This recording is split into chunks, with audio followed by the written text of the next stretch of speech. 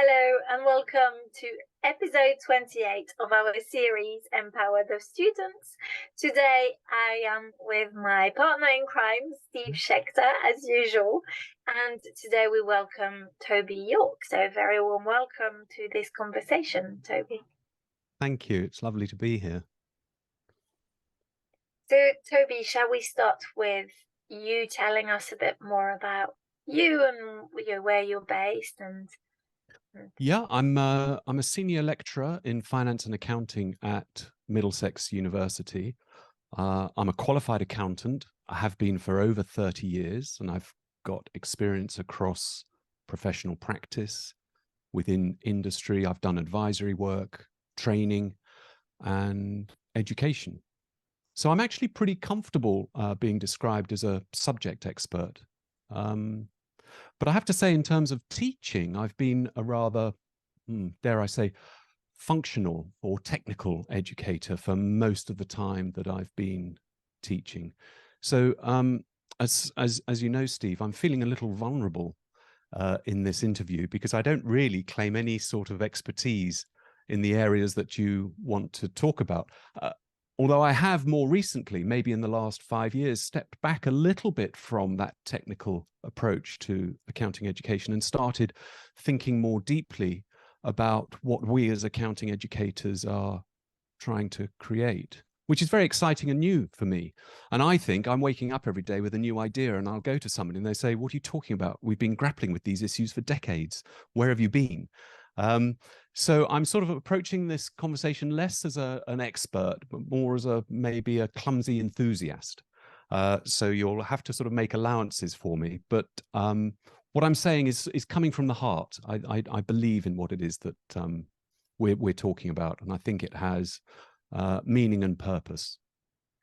Well, we'll be clumsy enthusiasts together then, Toby, because this Empower the Student is really an inquiry. And yeah.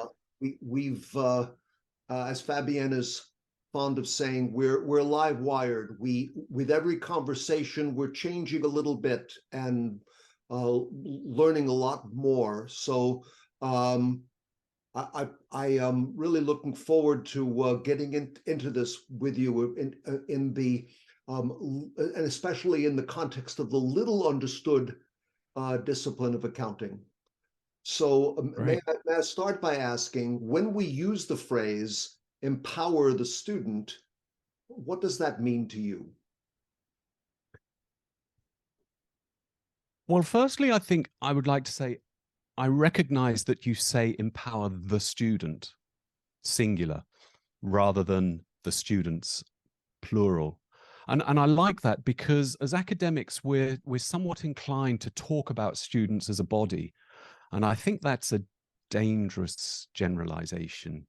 And it sort of leads to statements like, the problem with our students is, or students aren't what they used to be. Fabienne's nodding and going, oh, yes, I know those conversations.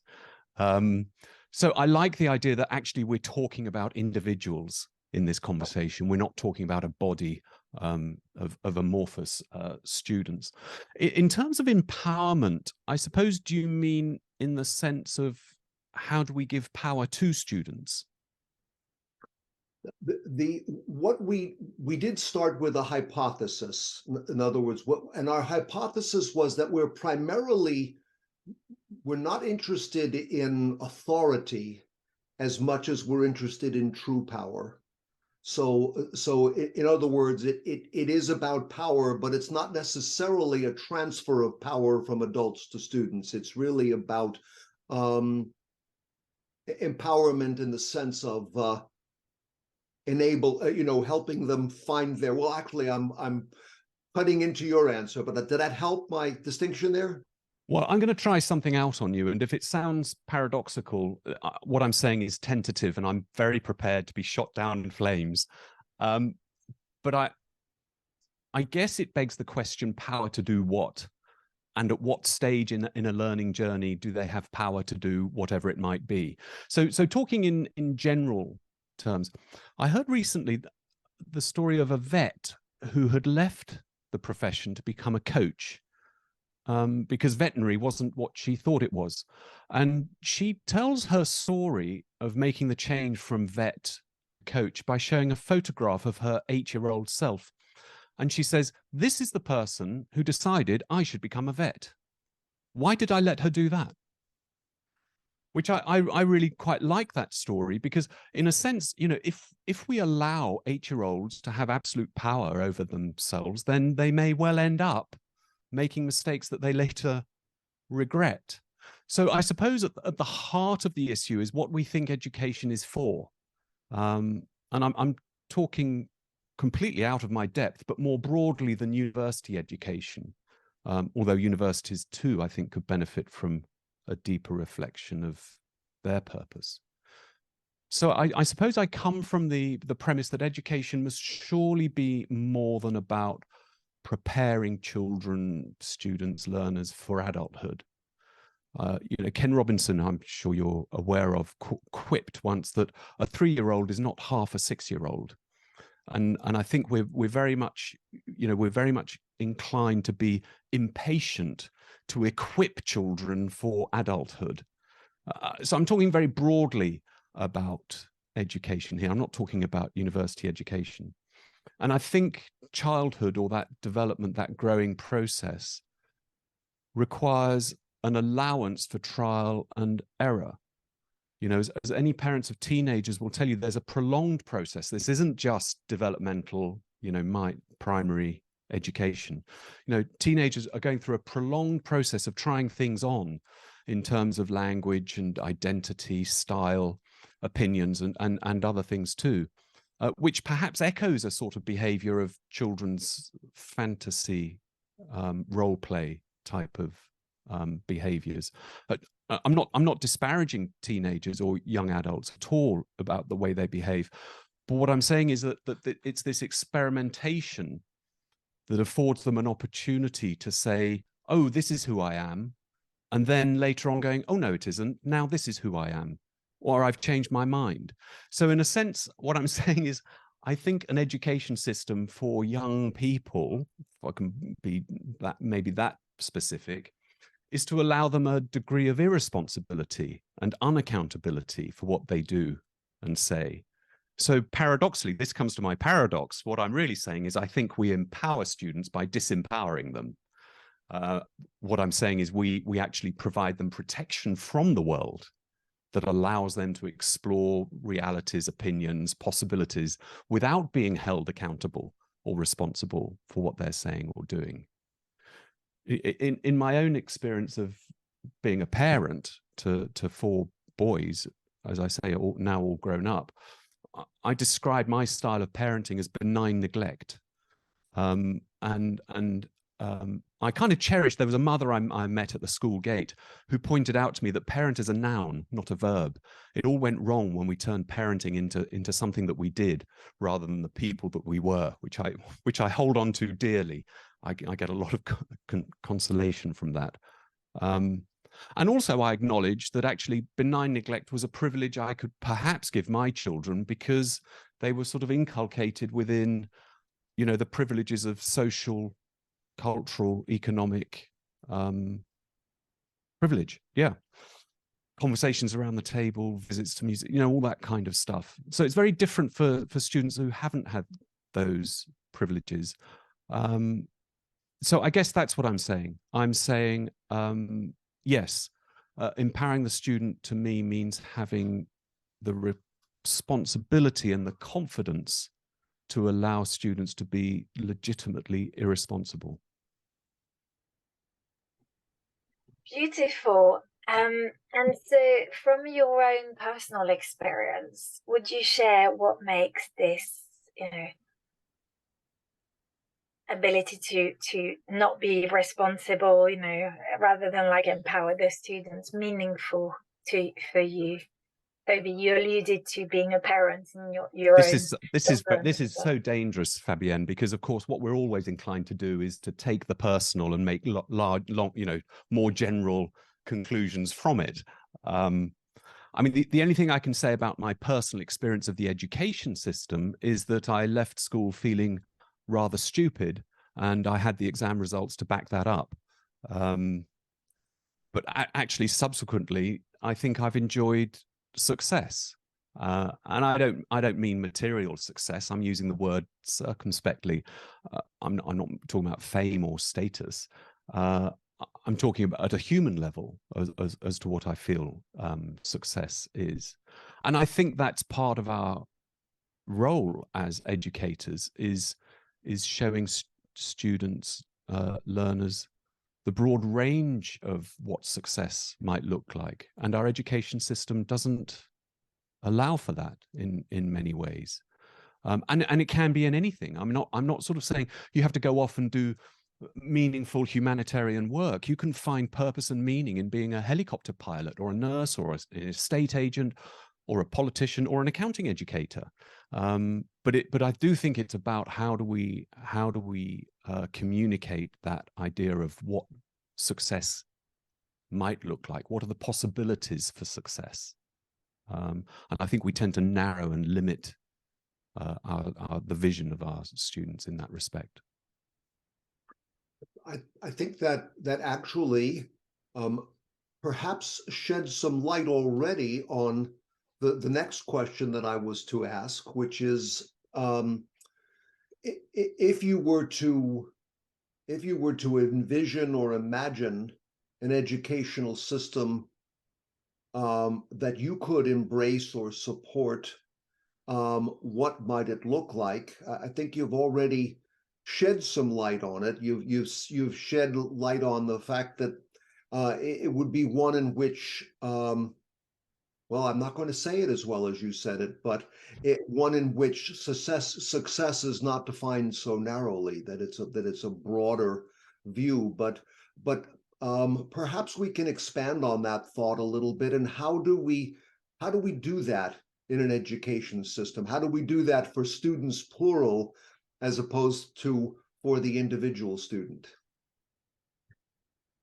I really love this question, Steve. Thank you.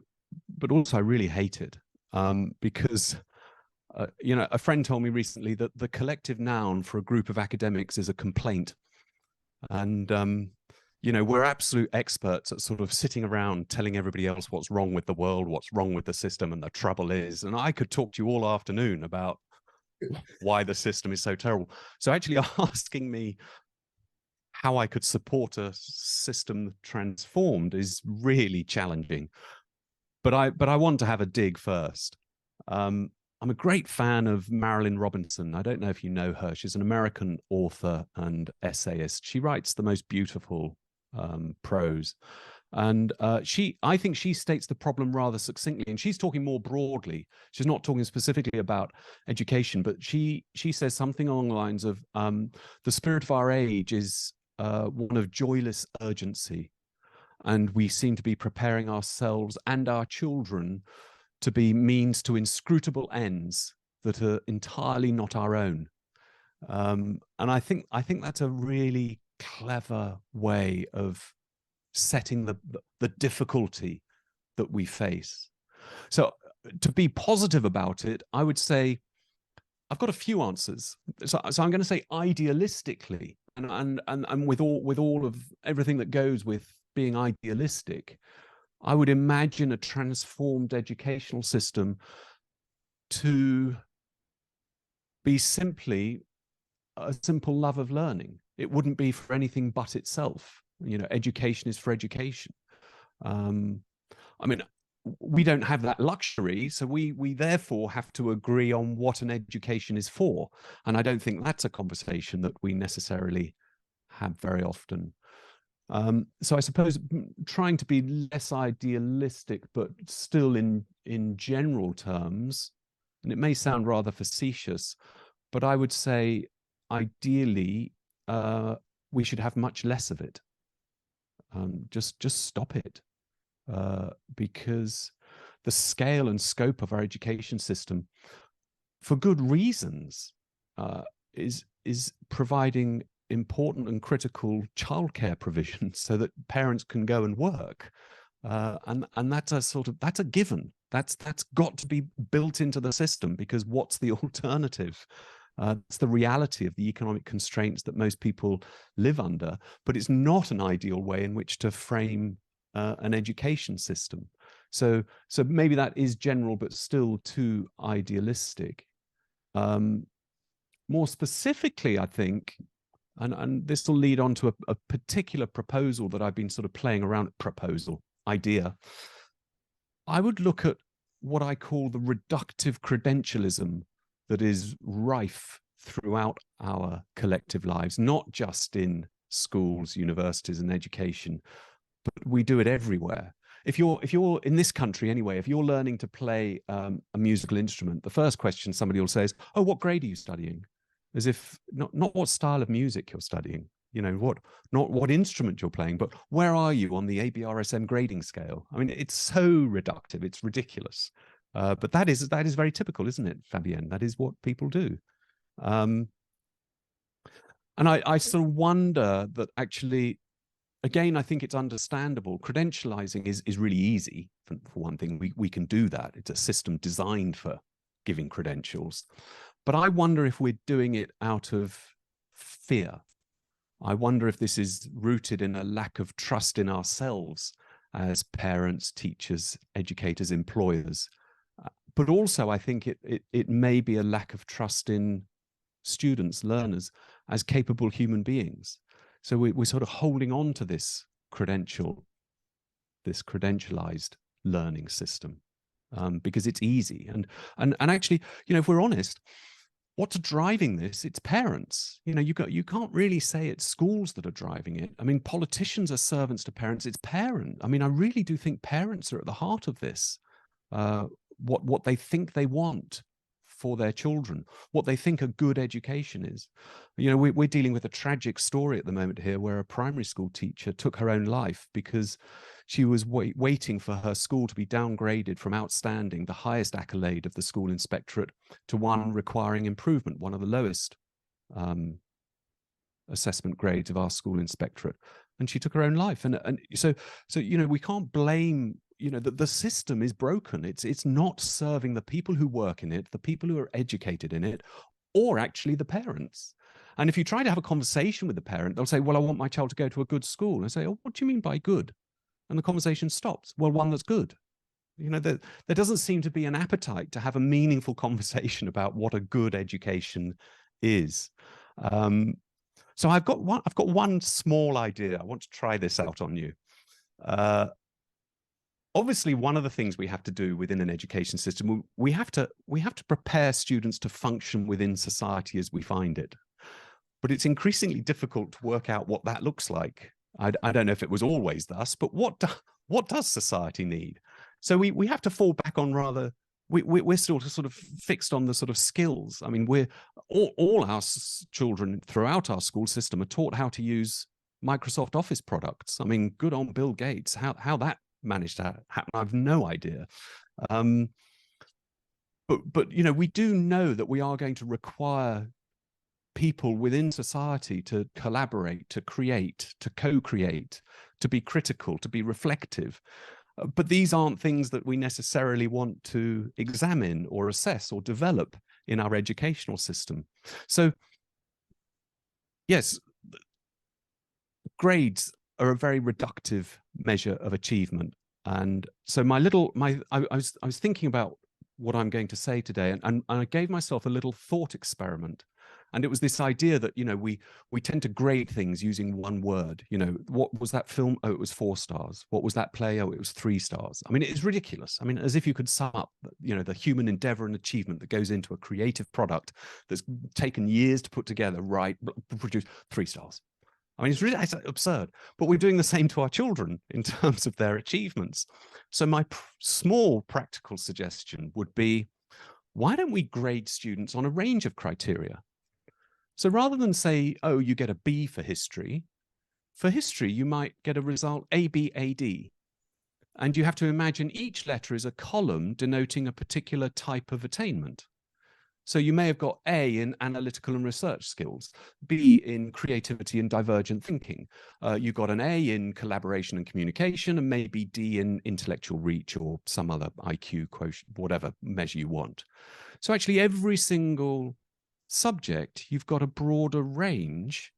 And that, I think, employers would welcome, because then they could select candidates based on a broader range, but specific criteria. So employers could say, I want creative divergent thinkers, or I want analytical. You're not just sort of, okay, it's 4 times less reductive than 1 grade. I'm not saying it's a panacea, but I think it's quite an interesting idea, because it allows students to demonstrate success in more than one dimension across a spectrum of attainments. And I went on to imagine that, what if we were to ask somebody like Martin Seligman to help us create a national curriculum? You know, he's got this values based business where you answer 90 questions and he'll tell you what your top 5 strengths are. Well, what if we were to say, well, actually, you haven't got 90 questions and you can do it in 20 minutes. You've got 2 years and you've got a national curriculum. I wonder what we might be able to do if we actually brought that kind of thinking into an education system. That, Steve, I would support. Fascinating. I can see that. It's yeah, right. So linking to what you've just said, then rather than having that more sort of credential and looking at the grades, how might our system do a better job at preparing our young people for the competencies that you talked about, and even enjoyment, like the joy of learning, lifelong learning, and in particular in professional fields like yours, in finance or accounting? What would we see that maybe? Obviously, we need high levels of competency and expertise. Obviously, we do. And some fields require more competency and skills than other fields. I suppose in an education system generally, the question I would ask is this the job of education? We're sort of on the spectrum of where does education become training, and where are those responsibilities? I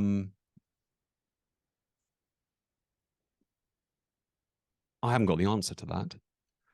But if you're talking specifically about how do we encourage young people for enjoyment in professional fields like finance and accounting, I find that quite a difficult question to compute, because it's fantastic. I mean, have you ever studied accounting? I know you have, Steve, and you didn't find it fantastic, but it's a very interesting field of study. And I think, again, what we're inclined to do is we're inclined to reduce the domain of accounting knowledge, if you like, to a narrow range of technical competencies, and we've handed over the control of those technical competencies to professional institutes and regulators. So if you come and study accounting at Middlesex University, for example, or at any other university in the United Kingdom, the syllabus you'll be covering will be very much informed by the syllabus set by the accounting regulators and their professional bodies. I'm not saying that's necessarily a bad thing. We want accountants to be competent and skilled in those things. But I do think there's an opportunity to maintain our academic independence and to step aside from that and be critical of it. So in a sense, you need both.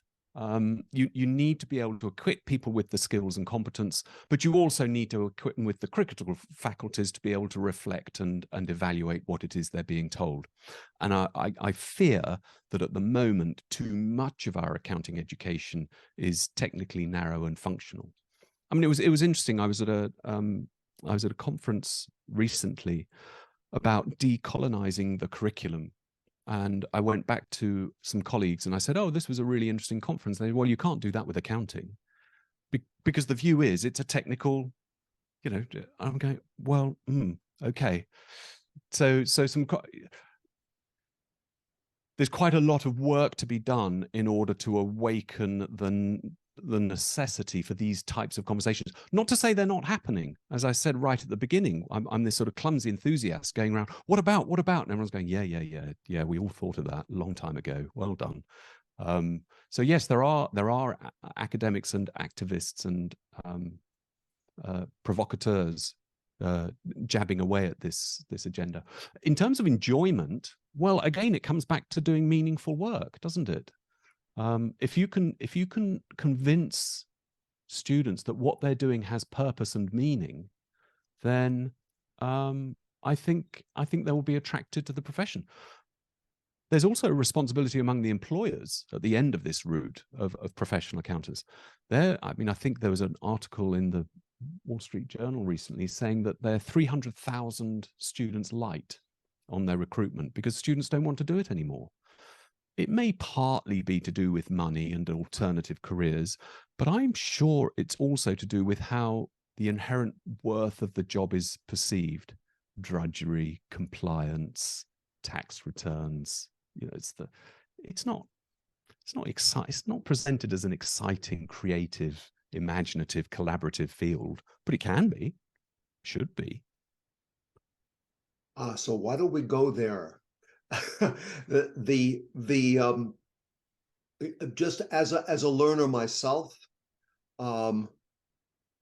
what I've learned to do when looking at a subject that has been up to a certain point foreign to me is I ask myself, what do people who do this, what do they find beautiful about it? What do they love about it? And I always find an answer, and it's often a compelling answer. And so let's go back to when I shared with you earlier my adverse experience with an accounting course, and you said something about that it may have had something to do with how it was taught.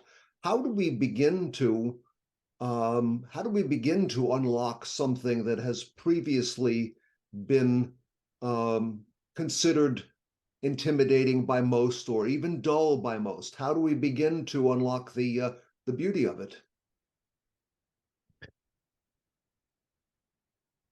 About 5 years ago, I stumbled across an organization who were using a system of teaching accounting called color accounting. And it's a deceptively simple way of teaching accounting. Accounting is based on this, well, modern accounting, what we call modern accounting, the accounting that's only 500 years old. Modern accounting is based on this idea of duality. So there you have these sort of two sides, these two aspects of any particular transaction. So if you can imagine taking out a loan from a bank, if you take out a loan from a bank, on one side you have cash, so you've got more cash, but you now owe more to the bank. So you've got two things going on. This is duality, and that's modern accounting. And these people have become very good friends of mine. The color accounting team, they run a company called Wealthfox, and they've developed this way of actually, because accounting is about two-sidedness. What we're really saying is there's a left side and a right side. It can become very complicated, particularly when you're standing in front of a group of students. Because if you say on the left side, when you're standing in front of somebody, they're immediately going to say, well, who's left, mine or yours? So you turn around to face the board and you say mine, and then you turn back again and they say, well, which is it now? And so accounting is very complicated to describe in a classroom. And what the color accounting team did was they just came up with this idea and said, let's just color one side green and the other side orange. And then everybody knows where they are. And it sounds ridiculously simple. And I found this on the internet and I thought, oh, that looks clever. So I took it into the classroom and started using it. And then I started saying to myself, oh no, this is really clever. Oh no, this is really, really clever. So I called them up and we've done quite a lot of work together. And actually at the heart of their teaching method is that you teach through stories. That's how you teach accounting. You don't teach through, there is a mechanics to accounting, there's language, there's structure, but you have to do it through stories. So what we do is we tell very simple stories about how accounting works. Steve, you come into my shop and you want to buy a pineapple, I will sell you a pineapple. How do we record that? Well, the first question you have to say is, well, whose story? Is it my story or your story? Or is there a third story, which is my business? So, you know, I'm summarizing an hour-long conversation, but it's through that sort of exploration at a very sort of foundational, non-technical level. And then actually the mechanics, it becomes obvious.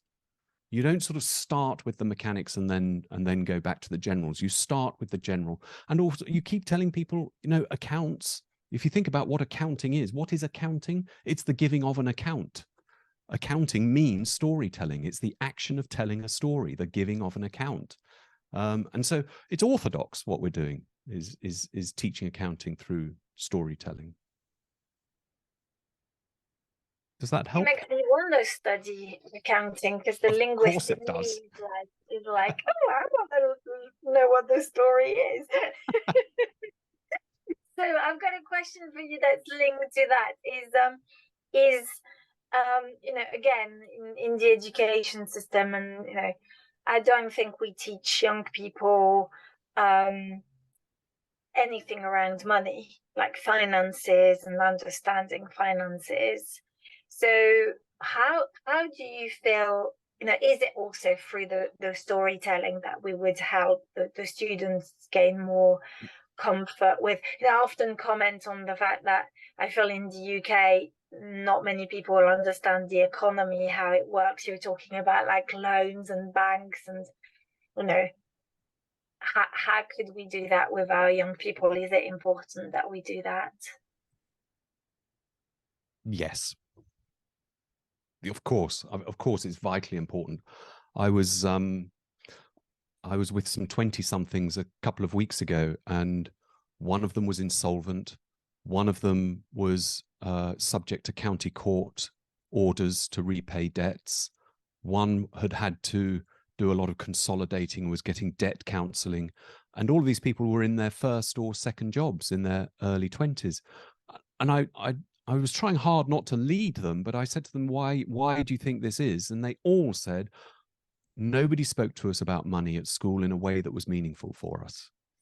And it's a scandal. It's an absolute scandal that we're sending people out so ill-equipped. You know, they know when the Battle of Hastings was, but they don't know the difference between a credit card limit and a debt. You know, I mean, it's nuts.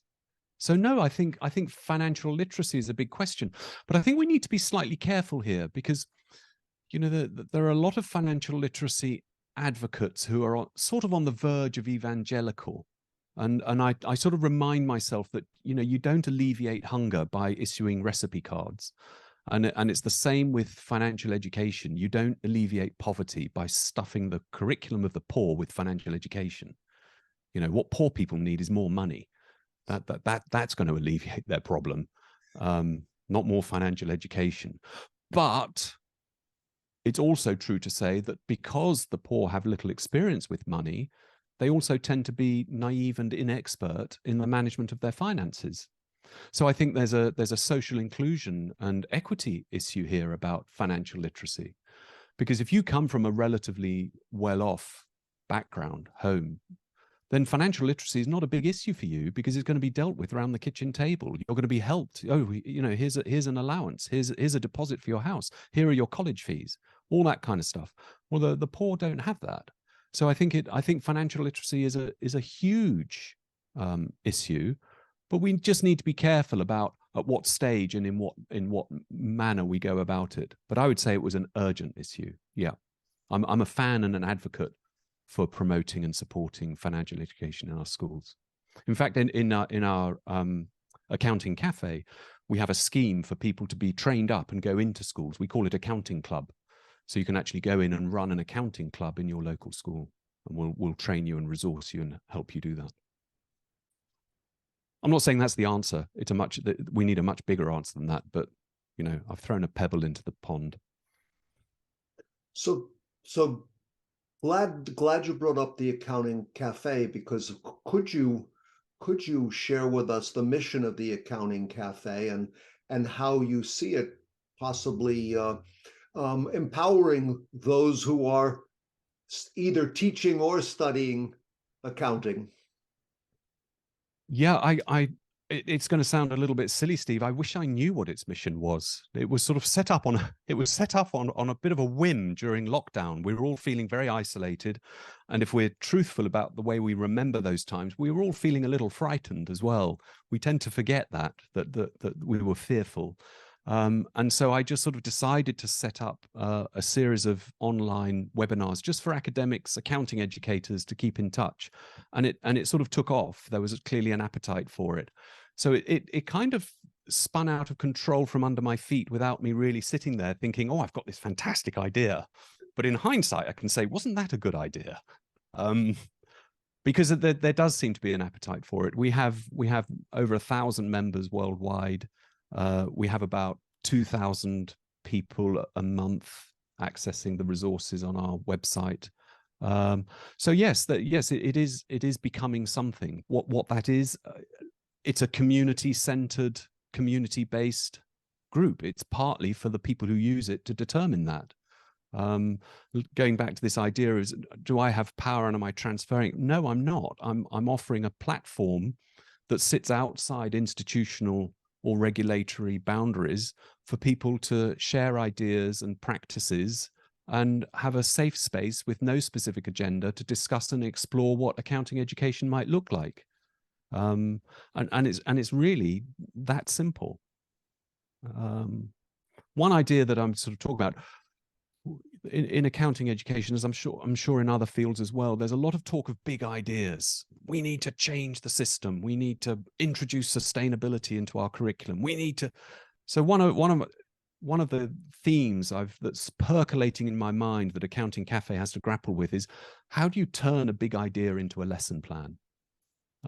Because actually, you know, a teacher has to go into a class and say, okay, UN Sustainability Development Goals. How do I do that? What am I doing? What does that look like?